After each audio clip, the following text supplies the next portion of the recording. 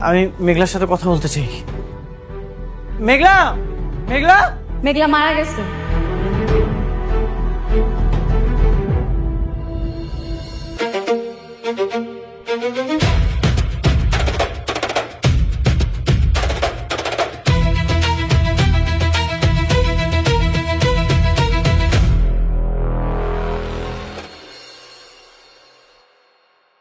মেঘলা, বললাম না মেঘলা মারা গেছে।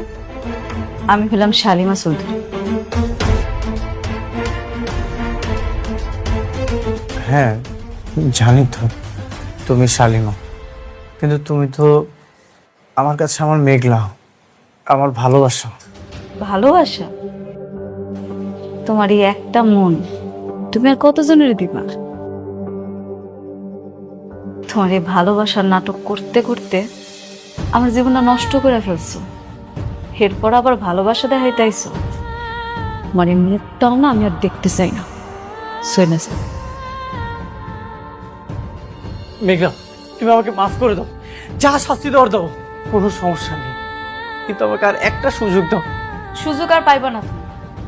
সুযোগ তোমার অনেক দেয়া হয়েছে, এখন সুযোগ শেষ।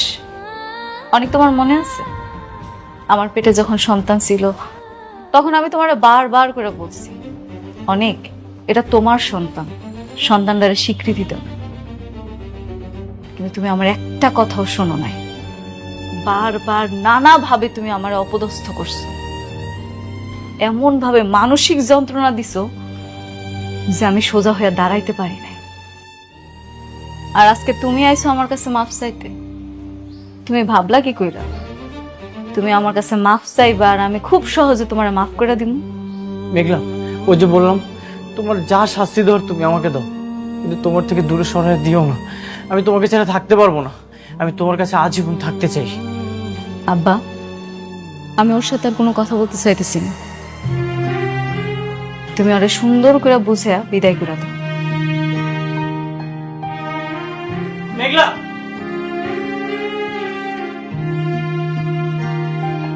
বাবা অনি, তুমি হনসা। হ্যাঁ, আমরা এক সময় চাইতাম যে তোমাকে দুজনে নির্মিষ হোক, কিন্তু বাচ্চাটা মারা যাওয়ার পর আর কোনো কথা থাকে না। তুমি মেঘলার আশেপাশে আর আইসো না, যাও, তুমি চলে যাও। বাবা, আমি মৃত্যুর আগ পর্যন্ত মেঘলার কাছে ক্ষমা চেয়ে